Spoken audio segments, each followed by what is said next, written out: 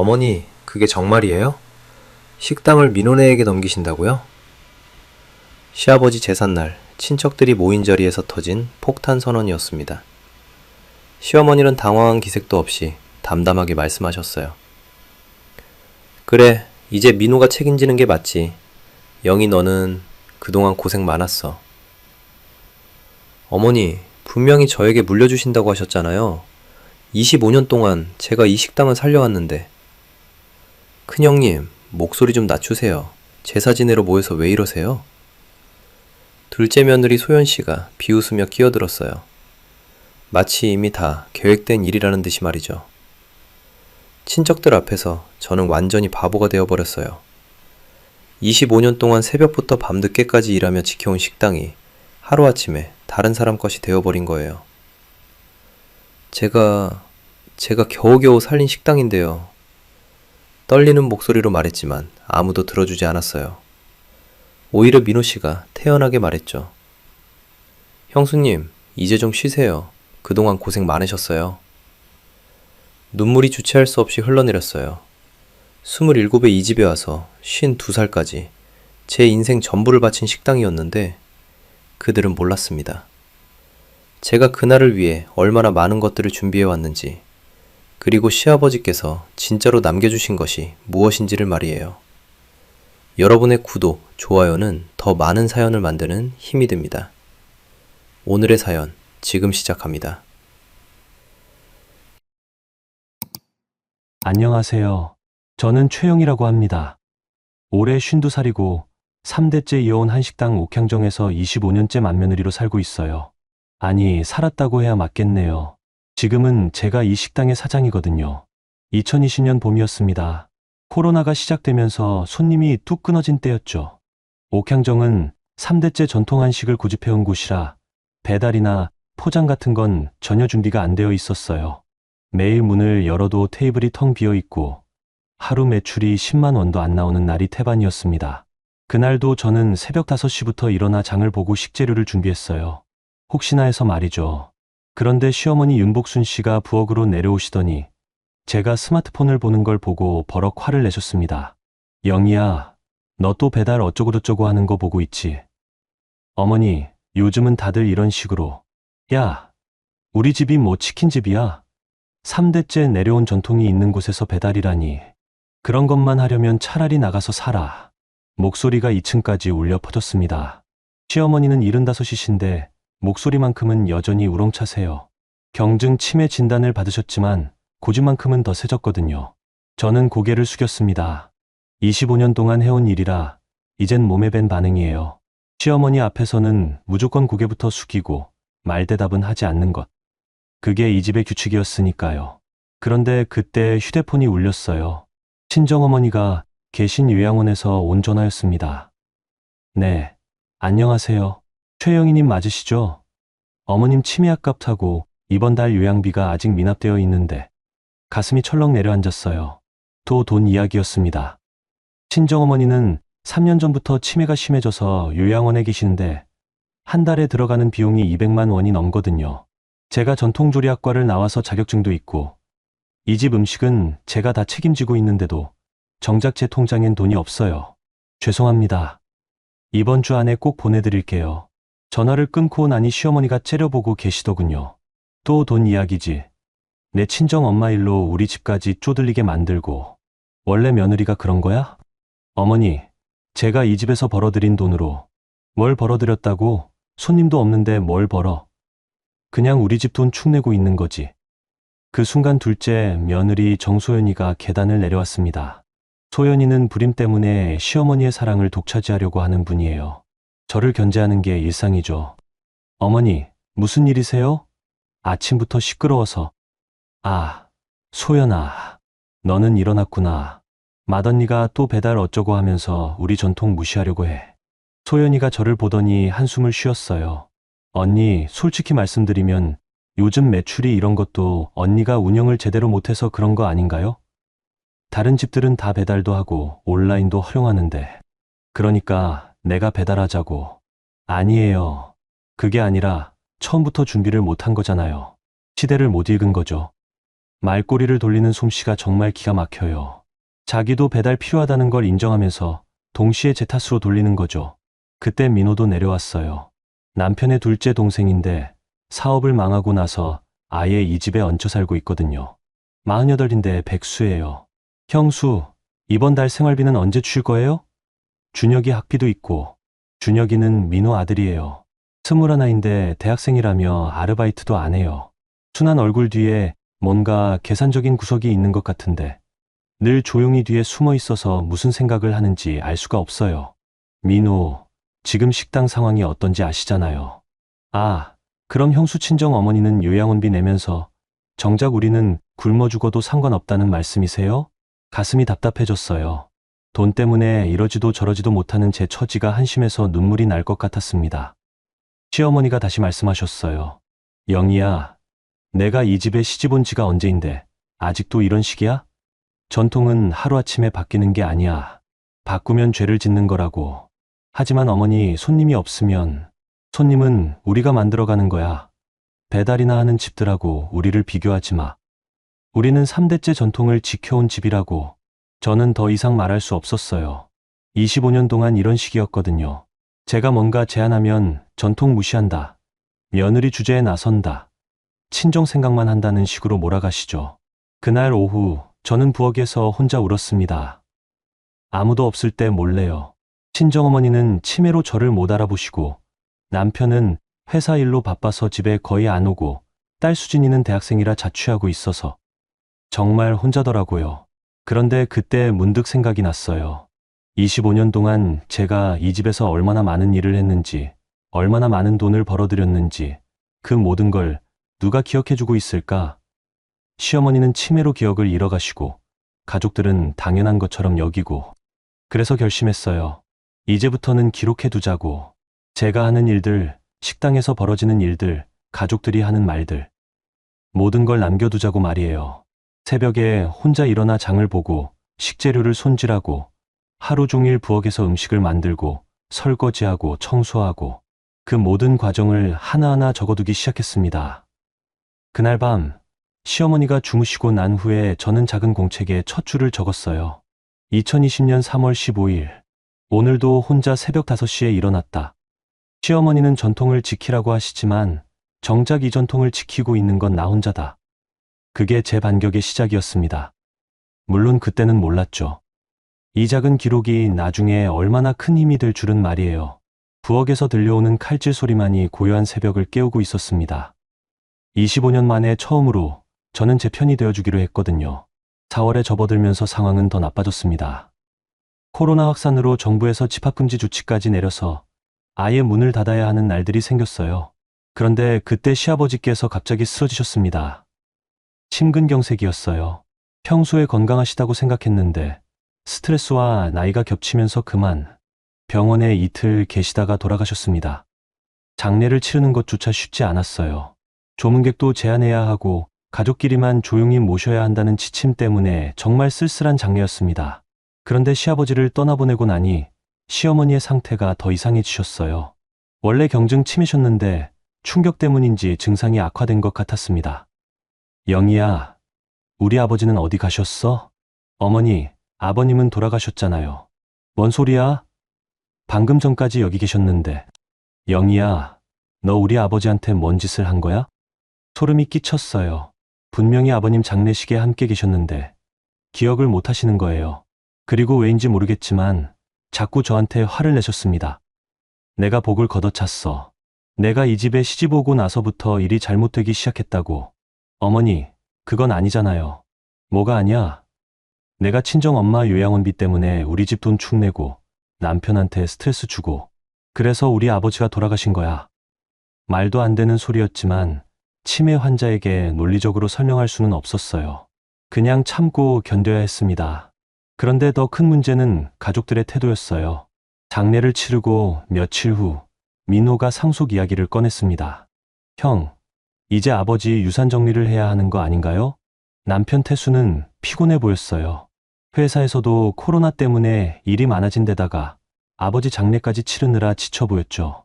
민호야, 지금 그런 얘기할 때야? 언제 하게요? 식당도 이 모양이고 우리가 언제까지 이렇게 살 수는 없잖아요. 소연이도 거들어들었어요. 맞아요. 오빠, 현실적으로 생각해봐야 해요. 어머니도 이런 상태시고. 그 말을 듣는 순간 저는 소름이 쫙 끼쳤어요. 시어머니가 치매라서 판단 능력이 떨어지니까 이때를 기회로 삼으려는 건가 싶어서요. 소연이, 지금 무슨 말씀을 하시는 거예요? 언니, 현실을 봐야죠. 언니가 25년 동안 고생한 건 인정하지만 법적으로는 어머니와 오빠들이 상속자잖아요. 그런데 실제로 식당을 운영하는 건 영희 형수잖아. 준혁이가 갑자기 끼어들었어요.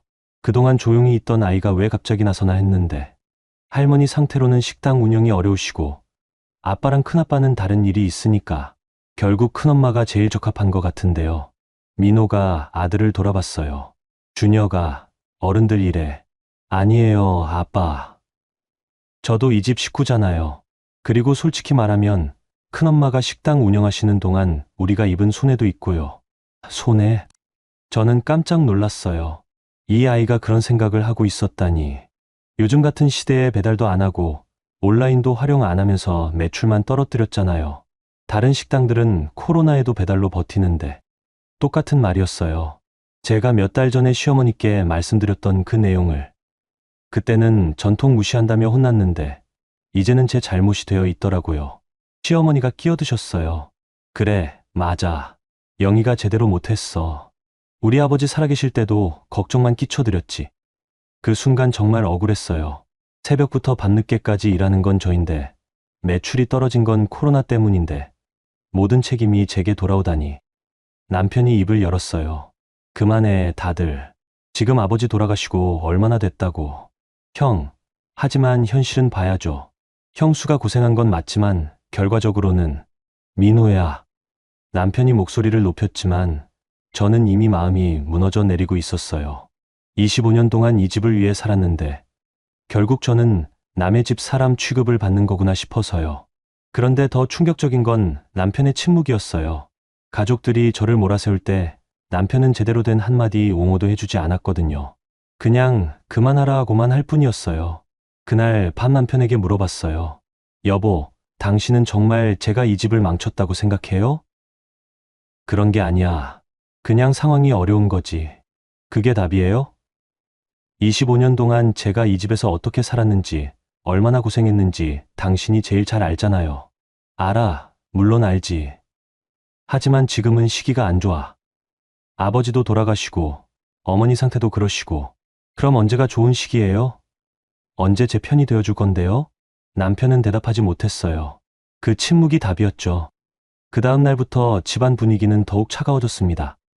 소연이는 시어머니 곁을 독점하려고 했고, 민호는 대놓고 제게 눈치를 줬어요. 준혁이는 예전처럼 순한 척하면서도 가끔 제게 던지는 시선이 예전과는 달랐습니다. 시어머니는 하루에도 몇 번씩 시아버지를 찾으셨어요. 우리 아버지 어디 갔어?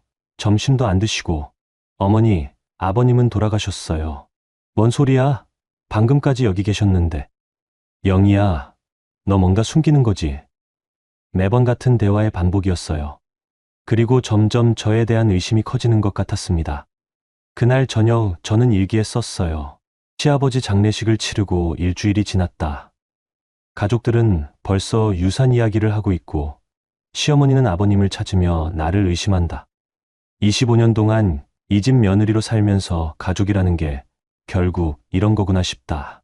위기가 오면 누군가를 희생양으로 만들어야 하고 그게 바로 나다. 영정사진 앞에 노인 시아버지의 사진이 저를 바라보고 있었어요. 평생 말씀이 별로 없으셨던 분이었는데 돌아가신 후에야 그분이 이 집의 균형추 역할을 했다는 걸 알 수 있었습니다. 이제 그 균형추가 사라진 이 집에서 저는 어떻게 살아남아야 할까요? 새벽에 홀로 제사상을 차리며 저는 시아버지께 속으로 말씀드렸어요. 아버님, 죄송합니다. 제가 이 집을 지키지 못할 것 같아요. 그때는 정말 그렇게 생각했거든요. 포기하고 싶었어요. 하지만 아직 제가 모르는 일이 하나 남아 있었습니다. 시아버지께서 생전에 몰래 준비해 두신 것이 있다는 걸 말이에요. 5월이 되면서 전국적으로 사회적 거리두기가 일상화됐어요. 모든 게 비대면으로 바뀌어가고 있었죠. 그런데 그때 딸 수진이가 집에 왔습니다. 대학교도 온라인 수업으로 바뀌어서 자취방을 빼고 집으로 돌아온 거예요. 엄마, 요즘 유튜브 하는 사람들 진짜 많아져. 집에서 요리하는 영상들도 엄청 인기고, 수진이는 미디어 관련 전공이라 그런 쪽에 관심이 많았어요. 우리도 한번 해볼까? 엄마가 하시는 전통 요리 영상 말이야. 수진아, 그런 걸 내가 어떻게 해? 나이도 많고, 에이, 요즘은 나이 상관없어. 오히려 엄마같이 진짜 실력 있는 분들이 하시는 게 더 인기 많아.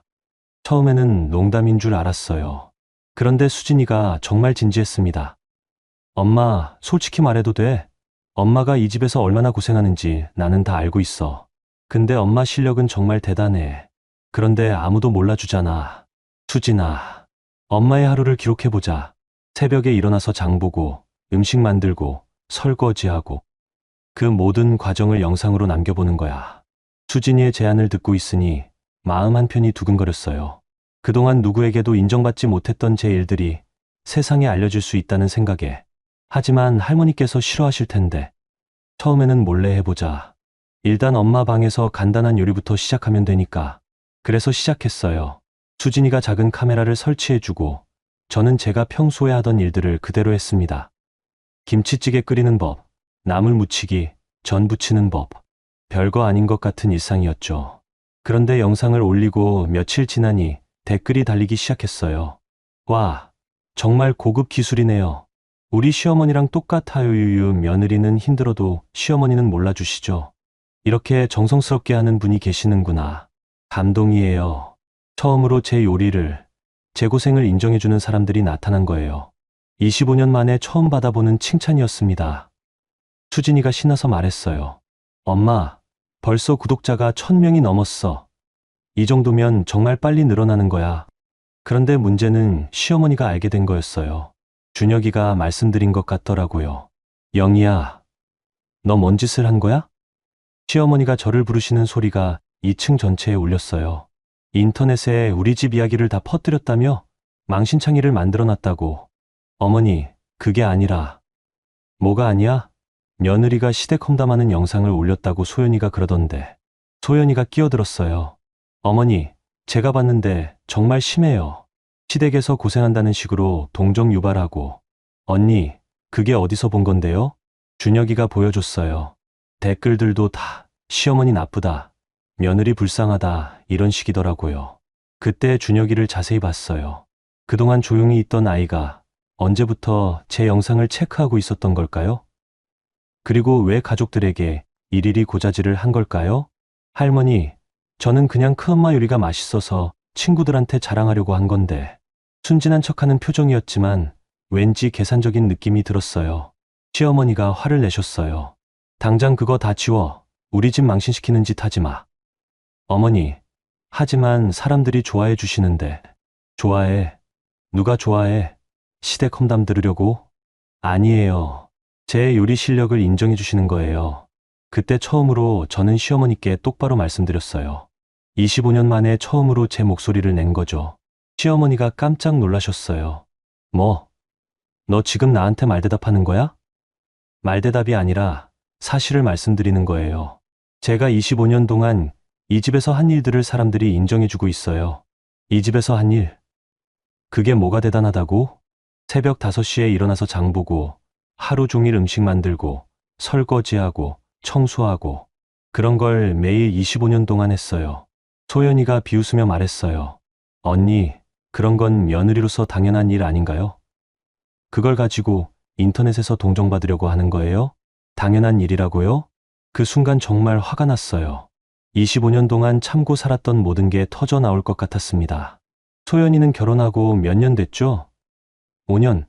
그동안 새벽에 일어나서 시어머니 아침상 차린 적 있어요? 시아버지 기제사 음식 혼자 준비해 본 적 있어요? 언니, 지금 뭐?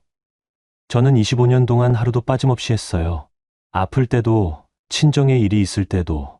그런데 그게 당연한 거라고요? 시어머니가 또 화를 내셨어요. 영희야, 내가 지금 뭔 짓을 하는 거야? 이 집에서 해먹고 살면서. 해먹고 산다고요? 이번에는 제가 참지 않았어요. 어머니, 지난달 식당 매출이 얼마인지 아세요? 60만 원이에요. 그것도 제가 포장 음식 팔아서 번 돈이고요. 그런데 제 유튜브는 일주일 만에 광고 수익이 20만 원 나왔어요. 뭐라고? 모두가 깜짝 놀랐어요. 저도 놀랐거든요. 수진이가 알려준 건데 생각보다 훨씬 많은 돈이었어요. 며느리 고생담이 돈이 되는구나. 민호가 갑자기 눈을 반짝였어요. 형수, 그럼 그 돈은 어떻게 하실 거예요? 집안 살림비로 쓰시는 거죠? 아니요. 제가 번 돈이니까 제가 쓸 거예요. 우선 친정어머니 요양원비부터 내고요. 뭐, 이번에는 소연이가 벌떡 일어났어요.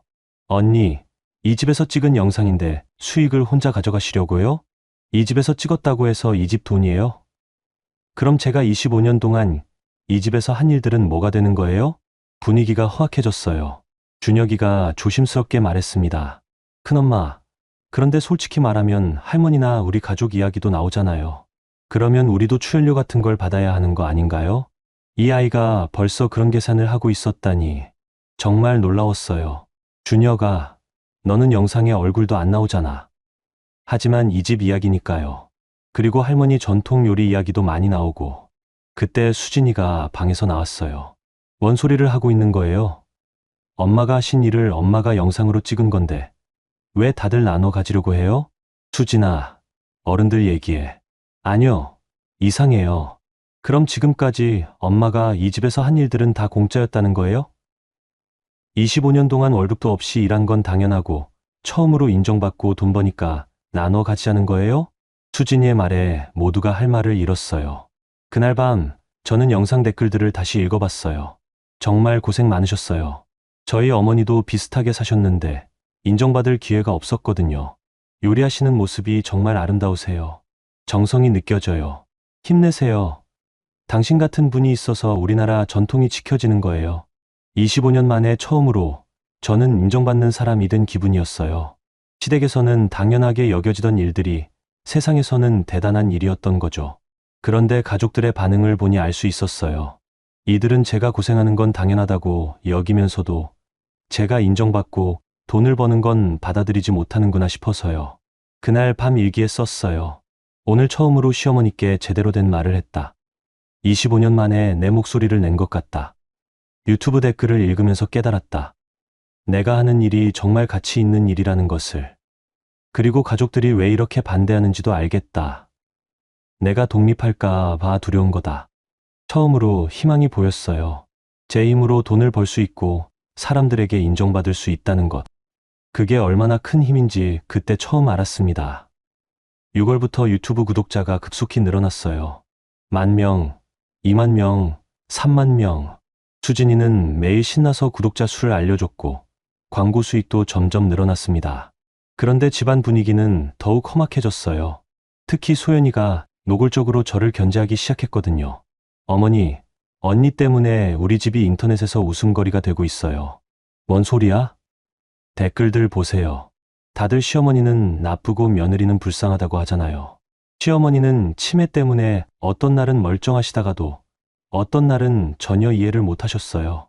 그런데 소연이가 계속 저한테 불리한 이야기를 하니까 시어머니도 저를 더 의심하게 되셨습니다. 영희야, 너 정말로 우리 집 망신시키려고 그런 거야? 어머니, 아니에요. 저는 그냥 제 요리를 알리고 싶었던. 거짓말하지 마. 소연이가 다 봤다고 그러는데. 그런 날이 며칠 계속되다가 남편과 깊은 얘기를 하게 됐어요. 그날 밤 남편이 회사에서 일찍 들어왔거든요. 영희야, 요즘 집안이 너무 시끄러워. 제 탓이라는 거예요? 그런 게 아니라 좀 조용히 지내면 안 될까? 25년 동안 조용히 지냈잖아요. 이제는 제 목소리도 못 내요? 남편이 한숨을 쉬었어요. 유튜브 그만두면 안 될까? 집안이 이렇게 시끄러운 건 좋지 않아. 왜요? 사람들이 좋아하고 돈도 되는데 왜 그만둬야 해요?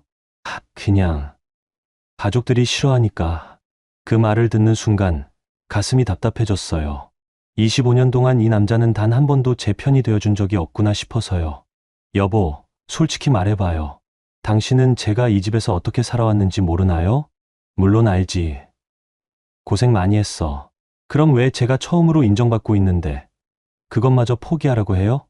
남편이 고개를 숙였어요. 그러더니 한참 후에 입을 열었습니다. 영희야, 사실 너한테 말 못한 게 있어. 뭔데요? 너 친정식당 말야. 갑자기 심장이 뛰기 시작했어요. 왜 갑자기 친정식당 이야기를 하는 걸까요? 20년 전에 내 친정식당이 망했을 때. 네. 그때 아버지가 보증을 잘못 서시는 바람에. 그게 아니야. 뭐가요? 그때. 내가 관련이 있었어. 머리가 하얘졌어요. 무슨 소리인지 이해가 안 됐거든요. 무슨 말이에요? 그때 내 회사에서 진행하던 프로젝트가 있었는데, 내 아버지 식당이 있던 건물을 매입하는 일이었어. 처음에는 몰랐어. 그냥 업무였거든.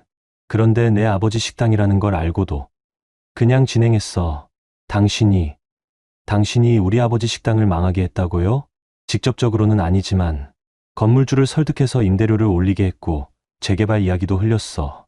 그러면 내 아버지가 알아서 나갈 줄 알았는데 미쳤어요? 목소리가 나오지 않았어요.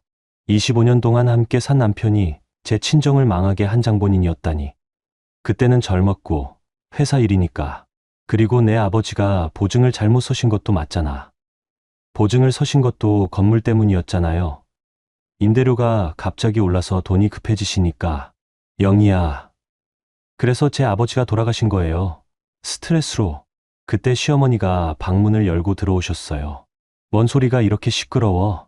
어머니, 저희가 좀. 태수야, 너 뭔 소리를 하고 있는 거야? 시어머니가 우리 대화를 다 들으셨나 봐요.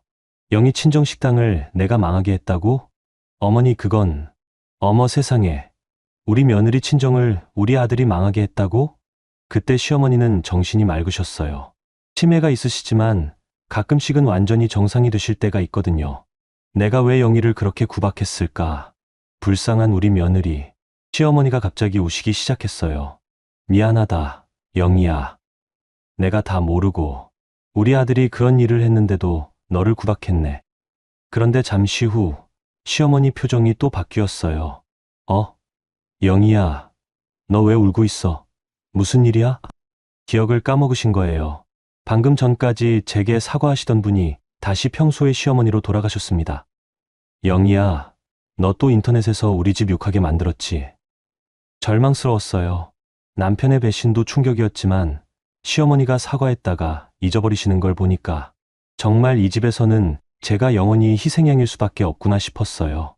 그 다음날 소연이가 더 노골적으로 나왔어요. 언니, 이제 그만 나가시는 게 어때요? 뭐라고요? 솔직히 말해서 언니는 이제 이 집 며느리로서의 자격이 없는 것 같아요. 인터넷에서 시댁 욕하고 가족들 무시하고 제가 언제 욕했어요? 욕 안 했어요. 댓글들 보면 다 시어머니 나쁘다, 남편 무능하다 이런 식으로 나오잖아요. 그건 사람들이 제 상황을 보고 하는 말이고 결국 언니가 그렇게 유도한 거잖아요. 민호도 거들었어요. 형도 힘들어해요. 회사에서도 동료들이 인터넷 영상 이야기하면서 놀린다고. 그게 제 잘못인가요? 직접적인 잘못은 아니지만 가족들한테 피해를 주는 건 맞잖아요. 정말 기가 막혔어요. 25년 동안 이 집을 위해 희생했는데 처음으로 인정받으니까 이제는 집에서 나가라고 하는 거예요. 그런데 더 충격적인 건 준혁이의 말이었어요. 큰엄마, 그런데 만약에 계속 유튜브 하시려면 우리도 저작권료 같은 걸 받아야 하는 거 아닐까요? 저작권료? 네. 할머니 요리법도 나오고 우리 집 이야기도 나오고 하니까 법적으로는 우리도 권리가 있는 거 아닌가요? 이 21살 아이가 벌써 그런 계산을 하고 있었다니. 정말 소름이 끼쳤어요. 그날 밤 저는 완전히 무너졌어요. 남편은 제 친정을 망하게 한 장본인이고 시어머니는 치매로 기억을 못 하시고 시댁 식구들은 저를 내쫓으려고 하고 25년 동안 사랑으로 버텨왔는데 이제는 그 사랑마저 거짓이었다는 걸 알게 된 거예요. 일기에 썼어요. 오늘 내 인생에서 가장 잔혹한 진실을 알게 됐다. 남편이 우리 아버지 식당을 망하게 한 장본인이었다는 것. 그래서 아버지가 돌아가셨고 어머니가 치매에 걸리셨구나. 모든 게 연결되어 있었다. 그리고 이 집 사람들은 내가 고생하는 건 당연하게 여기면서 내가 성공하는 건 용납할 수 없어 한다. 이제 알겠다. 여기는 내가 사랑으로 지킬 집이 아니라 계약으로 정리해야 할 집이다. 그날 밤부터 저는 달라졌어요.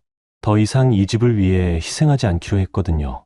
이제부터는 제가 제 편이 되어야 한다고 생각했습니다. 새벽에 혼자 부엌에 앉아서 생각했어요. 어떻게 하면 이 상황에서 벗어날 수 있을까? 어떻게 하면 제 인생을 되찾을 수 있을까? 그때는 몰랐어요. 곧 시아버지께서 생전에 준비해 두신 선물이 저에게 올 거라는 걸 말이에요. 여러분, 지금까지 영희 씨의 이야기 어떻게 들으셨나요? 정말 가슴이 아프죠? 25년 동안 묵묵히 참고 살아온 맏며느리가 남편의 배신까지 알게 되면서 완전히 바닥으로 떨어진 상황이었어요. 하지만 때로는 가장 어두운 순간에 빛이 보이기도 하잖아요. 영희 씨에게도 그런 전환점이 찾아올 것 같은데요. 그럼 여러분, 다음 이야기도 계속 들어봐 주세요. 2022년 봄, 시아버지 첫 기일을 맞았어요. 코로나가 조금 나아져서 친척들도 몇 분 올 수 있게 됐죠. 그런데 그날 뜻밖의 손님이 오셨습니다. 안녕하세요. 고 이종호 어르신의 지인이었던 변호사 김상훈입니다. 전혀 모르는 분이었어요. 시아버지와 어떤 관계인지도 몰랐고요. 아버님과는 어떤 사이셨는지 오래전부터 알고 지냈던 사이입니다. 사실 오늘 찾아온 이유가 있어서요. 변호사님이 서류 가방에서 봉투를 꺼내셨어요. 어르신께서 생전에 제게 맡겨두신 유언장이 있습니다. 유언장이요? 모두가 깜짝 놀랐어요. 시아버지는 평소에 그런 걸 준비하신다는 말씀을 하신 적이 없거든요. 네, 2018년에 작성하셨는데 첫 기일이 지나면 공개하라고 하셨습니다. 시어머니가 어리둥절해 하셨어요. 우리 아버지가 유언장을 나한테는 말도 안 하시고 치매 초기 진단을 받으신 후에 혼자 오셔서 작성하셨어요. 아무에게도 말하지 말라고 단단히 당부하셨고요. 변호사님이 봉투를 뜯으면서 말씀하셨어요. 유언장의 주요 내용을 말씀드리겠습니다. 모두가 숨을 죽이고 들었어요. 첫째, 옥향정 식당과 건물의 소유권은 며느리 최영희에게 이양한다. 뭐라고요? 민호가 벌떡 일어났어요. 둘째, 예금과 적금 등 금융자산은 부인 윤복순과 두 아들이 균등 분할한다. 이상해요. 아버지가 왜 며느리한테? 셋째, 복순의 치매 진행 시 돌봄 책임과 권한은 최영희에게 일임한다. 시어머니가 어리둥절해 하셨어요. 내가 뭐? 치매라고. 나는 멀쩡한데. 소연이가 소리쳤어요. 이상해요. 아버님이 그런 유언장을 쓰실 리 없어요. 조작된 거 아닌가요? 민호도 흥분했어요. 변호사님이 차분히 말씀하셨어요. 유언장은 공증을 받았고 피적 감정도 완료되어 있습니다.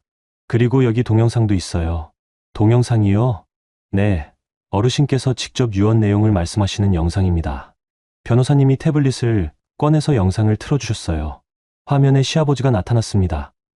나는 이종호다. 정신이 온전할 때 이 유언을 남긴다. 시아버지의 목소리였어요. 2018년이라니 돌아가시기 2년 전에 찍으신 거네요. 내가 죽고 나면 이 집에서 제일 고생할 사람은 영이다. 25년 동안 이 집을 지켜온 건 영이었다.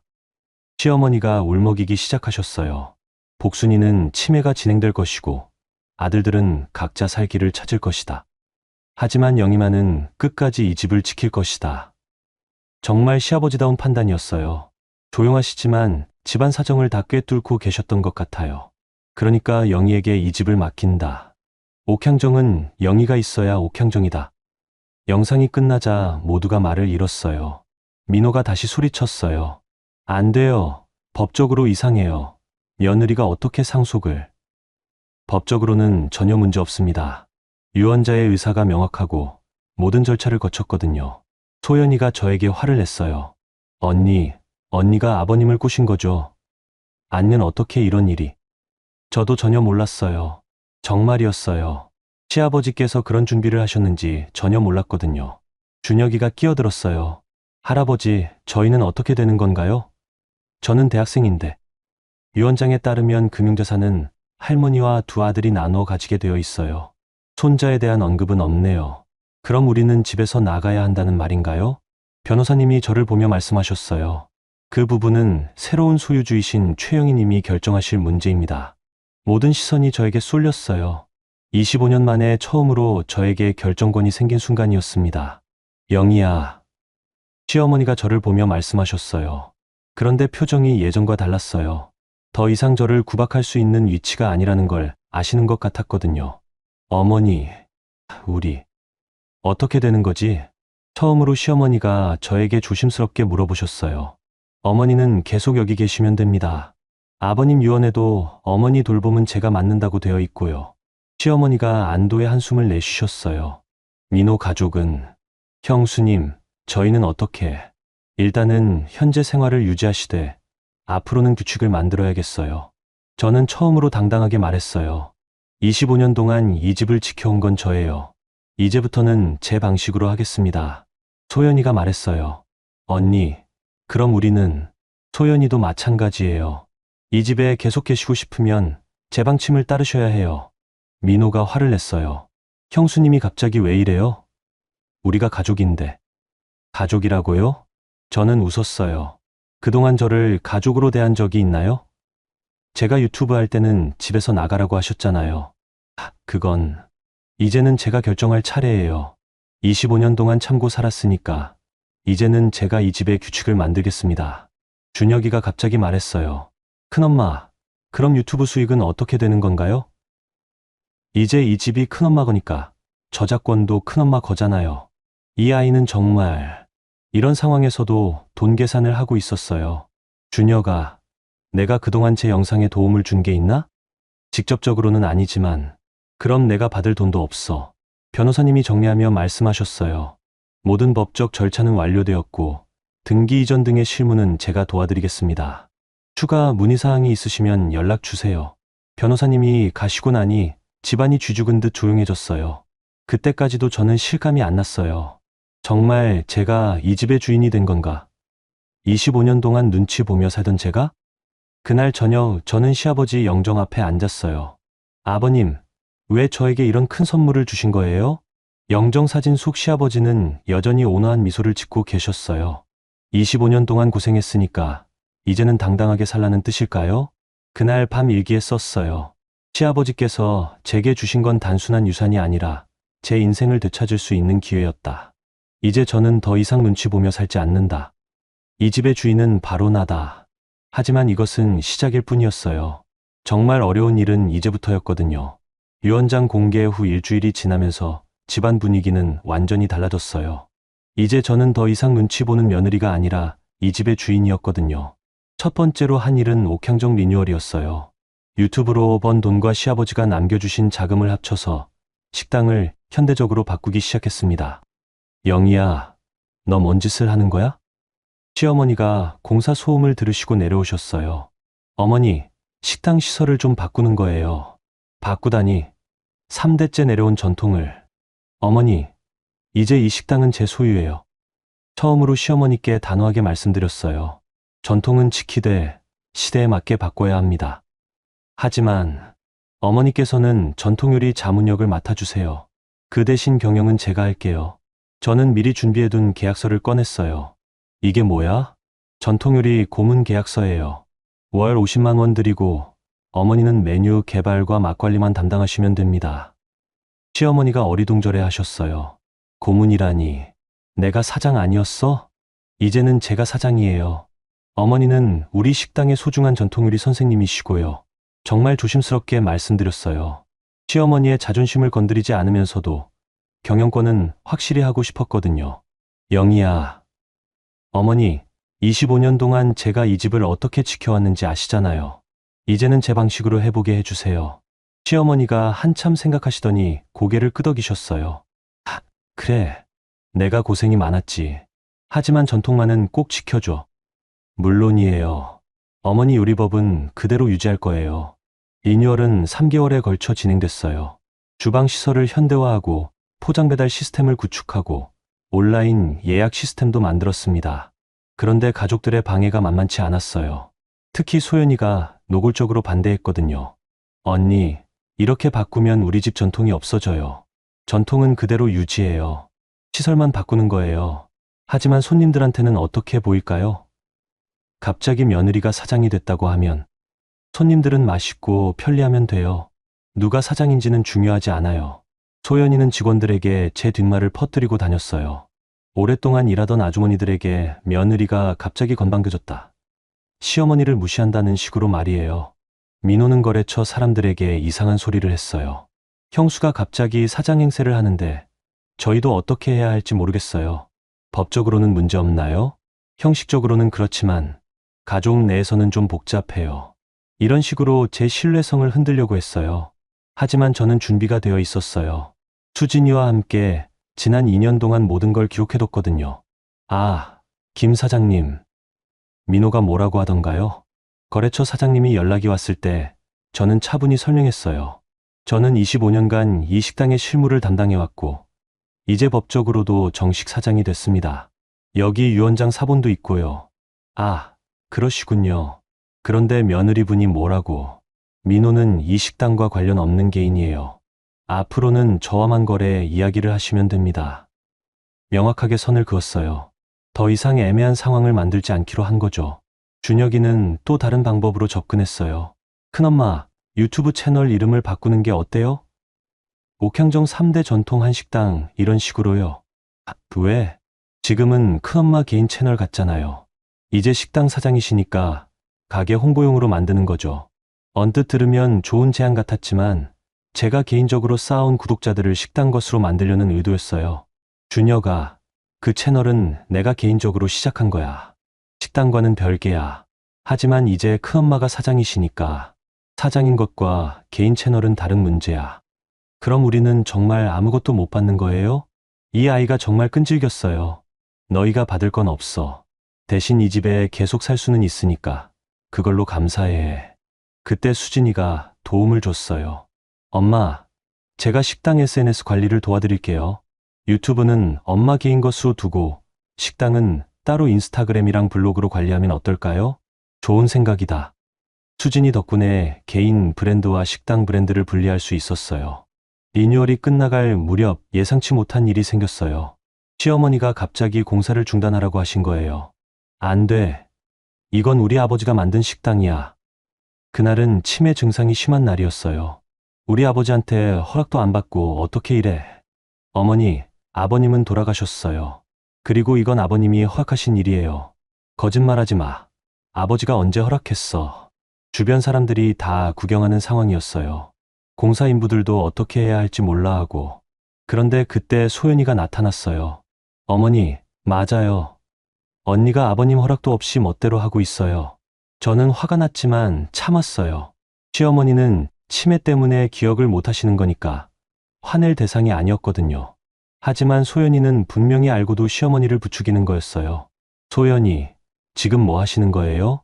언니야말로 뭐 하는 거예요? 어머니가 싫어하시는데 왜 강행해요? 어머니는 치매 때문에 기억을 못 하시는 거예요. 그걸 이용하지 마세요. 이용한다니 언니가 너무하네요. 그때 저는 결단을 내렸어요.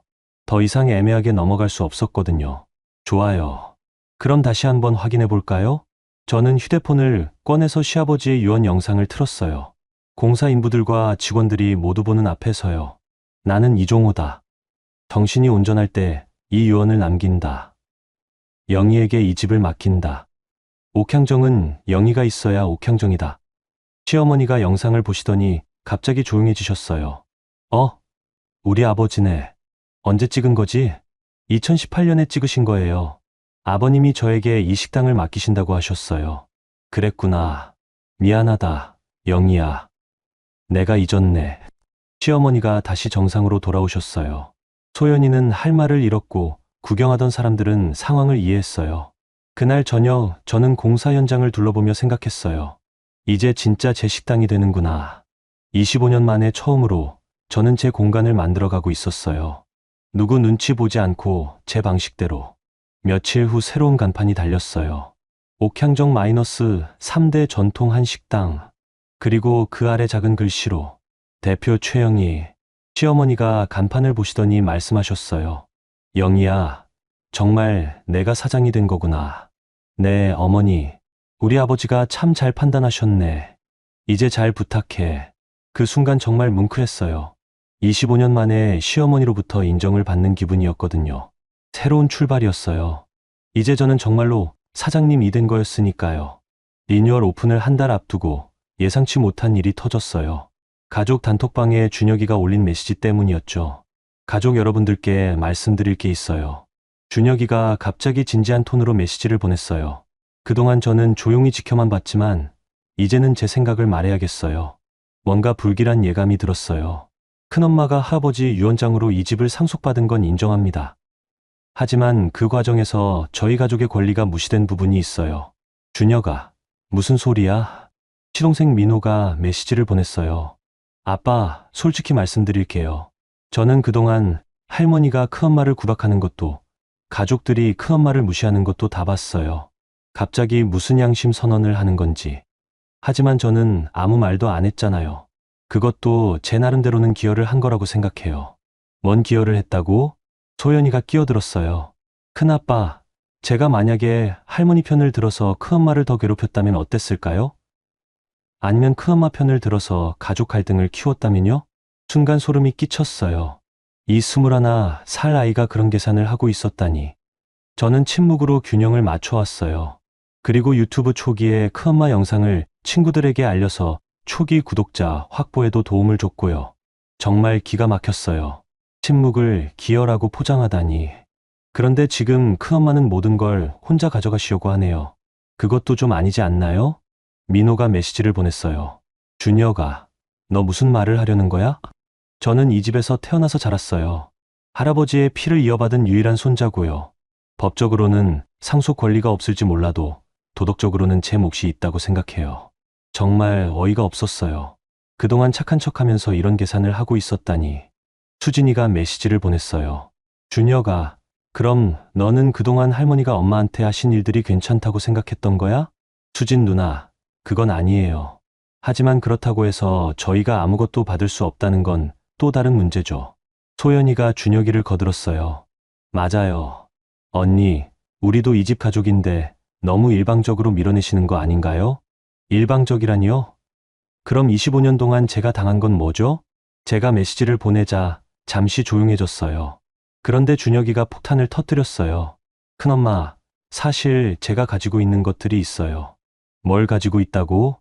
할아버지 유언장 사진이요. 그날 변호사가 오셨을 때 몰래 찍어뒀어요.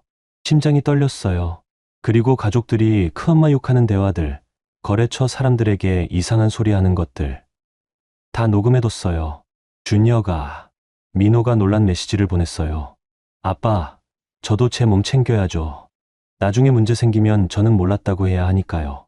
정말 차가운 아이였어요. 가족끼리 이런 일이 생겼을 때 증거를 모아두는 21살이라니. 그래서 말인데요. 큰엄마, 저희와 합의를 보는 게 어때요? 무슨 합의? 저는 대학 졸업할 때까지만 지원해 주시면 돼요. 학비하고 생활비. 그 대신 제가 가진 자료들은 모두 삭제하겠어요. 협박이었어요. 21살짜리가 저에게 협박을 하고 있는 거예요. 남편이 늦은 밤에 집에 와서 단톡방을 확인하더니 화를 냈어요. 준혁이 이 녀석이 뭔 짓을 하는 거야? 여보, 그 아이가 뭘 녹음했는지 알아요? 글쎄, 아마 민호가 거래처 사람들한테 이상한 소리 한 것들 말하는 것 같은데. 그럼 문제가 될 수도 있겠네요. 남편이 고민하더니 말했어요. 그냥 준혁이 요구를 들어주는 게 어떨까? 어차피 몇 년만 더 버티면 되잖아. 여보, 뭐, 가족끼리 너무 각박하게 굴 필요는 없잖아. 남편의 말을 듣는 순간 정말 화가 났어요. 25년 동안 저를 무시하고 괴롭힐 때는 가족 얘기 안 하시더니 이제 와서 가족이라고요? 영희야, 그때와 지금은 다르잖아. 지금은 내가 주도권을 쥐고 있으니까. 주도권을 쥐었으니까 뒷수습도 제가 하라는 말씀이세요? 다음 날 저는 준혁이를 따로 불렀어요. 준혁아, 큰엄마와 단둘이 얘기해보자. 네, 큰엄마. 순한 표정으로 앉아있는 준혁이를 보니 정말 소름이 끼쳤어요. 내가 가진 녹음 파일들 들려줄 수 있어? 네, 물론이죠. 준혁이가 휴대폰을 꺼내서 재생했어요. 아버지가 형수 사업 방해하는 거 들었어? 거래처 사람들한테 이상한 소리 하고 있다고. 그래? 잘했네. 형수가 너무 건방져졌어. 소연이와 민호의 대화였어요. 이거 외에도 더 있어요. 큰아빠랑 큰엄마 욕하는 것들, 유언장 조작이라고 하는 것들. 정말 치밀한 아이였어요. 준혁아, 그런데 궁금한 게 있어. 너는 언제부터 이런 걸 녹음하기 시작했어? 큰엄마가 유튜브 시작하실 때부터요. 왜? 나중에 뭔가 문제 생길 것 같아서요. 그때부터 집안이 이상해지기 시작했거든요. 그럼 내가 우리 가족이 어떻게 될지 다 예측하고 있었던 거야? 어느 정도는요. 큰엄마가 성공하시면 가족들이 질투할 거고, 할아버지가 돌아가시면 상속 문제가 생길 거고, 정말 무서운 아이였어요. 21살이 어떻게 이런 계산을 할 수 있을까요? 그런데 갑자기 생각이 났어요. 이 아이가 수집한 자료들이 오히려 저에게 유리할 수도 있다는 것. 준혁아, 그럼 이렇게 하자. 네. 내가 가진 자료들을 다 큰엄마에게 줘. 그 대신 큰엄마가 너희 가족과 깔끔하게 정리해 줄게. 어떻게요? 너희 엄마 아빠의 불법적인 영업방해 행위들, 시어머니 치매를 이용한 교사 행위들, 이런 걸로 법적 대응을 할 수도 있어. 하지만 큰엄마는 그러고 싶지 않거든. 준혁이의 표정이 변했어요. 대신 조건이 있어. 앞으로는 큰엄마 사업에 일체 간섭하지 마. 그리고 이 집에서 계속 살고 싶으면 큰엄마 규칙을 따라. 어떻게 생각해? 준혁이가 잠시 고민하더니 말했어요. 좋아요. 하지만 제 대학 학비는 그건 내 아버지가 알아서 해. 큰엄마는 집 주인이지. 너희 가족 후원자가 아니야. 그날 저는 모든 녹음 파일을 받았어요. 그리고 깨달았죠. 이 자료들이야말로 진짜 제가 필요했던 증거라는 걸. 이제 정말로 모든 판이 제 손에 들어온 거였어요. 리뉴얼 오픈일이 다가오면서 마지막 점검을 하고 있을 때 소연이가 마지막 발악을 했어요. 언니, 정말 이대로 갈 거예요? 뭐가 어떡해요? 언니가 사장이라고 해도 우리는 가족이잖아요. 좀 더 배려해 주시면 안 돼요? 25년 동안 저를 배려해 준 적 있나요? 그때는 상황이 달랐잖아요. 어떻게 달랐죠? 제가 이 집에 시집 와서 26년째인데 언제 상황이 달라진 거예요? 소연이가 울먹이기 시작했어요. 언니도 알잖아요. 저는 아이가 없어서 어머니한테 인정받으려고 그랬던 거예요. 그래서 저를 희생양으로 삼은 거예요? 그런 게 아니라, 소연이, 솔직히 말해봐요. 그동안 저한테 한 행동들이 맞다고 생각해요? 소연이는 대답하지 못했어요. 그런데 며칠 후, 갑자기 소연이가 무릎을 꿇고 저에게 사과했어요. 언니, 정말 미안해요. 소연이, 갑자기 왜 이래요? 제가 정말 잘못했어요.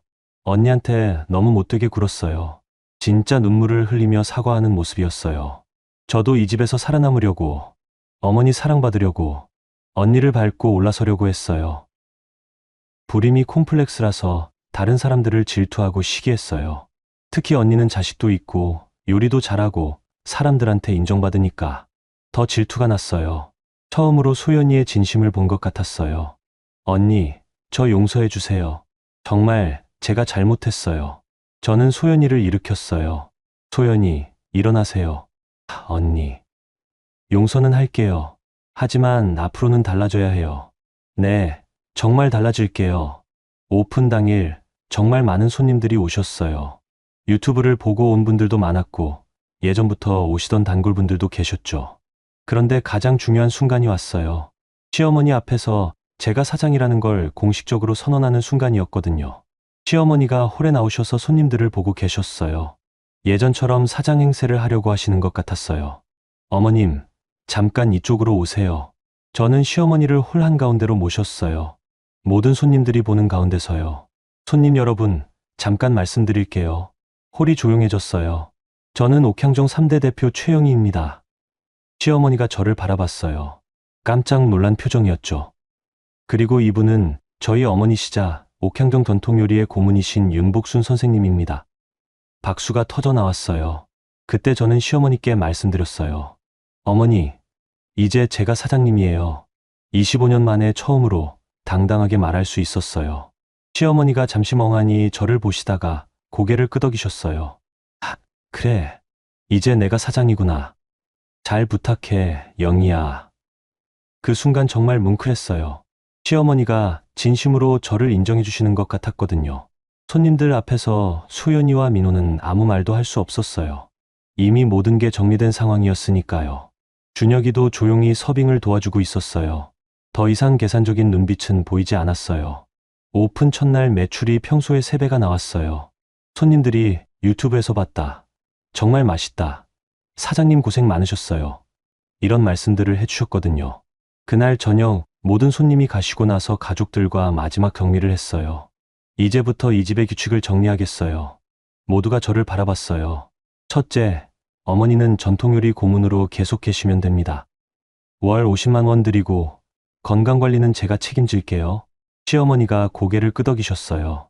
둘째, 민호 가족과 소연이는 당분간 이 집에 계셔도 됩니다. 대신 식당 일에는 간섭하지 마세요. 네, 형수님. 민호가 고개를 숙였어요. 셋째, 준혁이는 대학 졸업까지는 지원해 줄게요.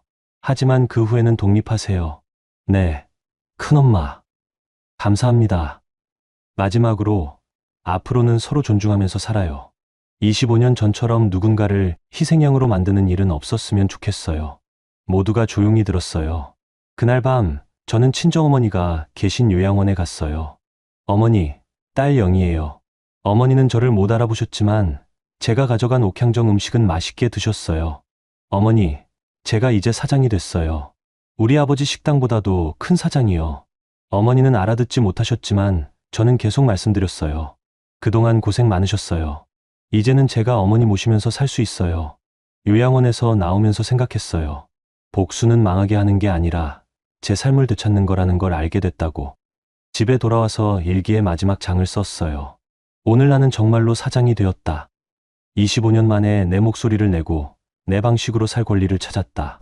가족들도 이제는 나를 인정한다. 복수가 끝났다. 이제는 새로운 시작이다. 2025년인 지금 저는 그때를 돌아보며 말할 수 있어요. 때로는 참는 것보다 맞서는 것이 더 큰 용기라는 걸 말이에요. 시어머니는 지금도 전통요리 고문으로 일하고 계시고 치매는 진행되고 있지만 존엄하게 지내고 계세요. 소연이는 정말로 달라졌어요. 이제는 저를 진심으로 도와주고 있고요. 민호도 새로운 일을 시작해서 독립할 준비를 하고 있어요. 준혁이는 작년에 대학을 졸업하고 지금은 다른 회사에 취직해서 잘 지내고 있어요. 가끔 식당에 와서 인사도 해주고요. 옥향정은 이제 정말 유명한 맛집이 됐어요. 전통을 지키면서도 현대적인 감각을 살린 한식당으로요. 그리고 가장 중요한 건 저는 더 이상 누구의 눈치를 보지 않는다는 거예요. 제 인생의 진짜 주인이 되었거든요. 가끔 새내기 며느리들이 제게 상담을 요청해 오면 이렇게 말해드려요. 참는 것만이 미덕은 아니에요. 때로는 당당하게 맞서는 것도 필요해요. 그리고 기록해두세요. 언젠가는 그 기록이 여러분을 구할 거예요. 결국 가족을 지킨다는 건 누군가를 눌러앉히는 게 아니라 서로를 사람으로 대하는 거라는 걸 이제는 알겠어요. 여러분, 오늘 영희 씨의 이야기 어떠셨어요? 정말 많은 일들이 있었죠?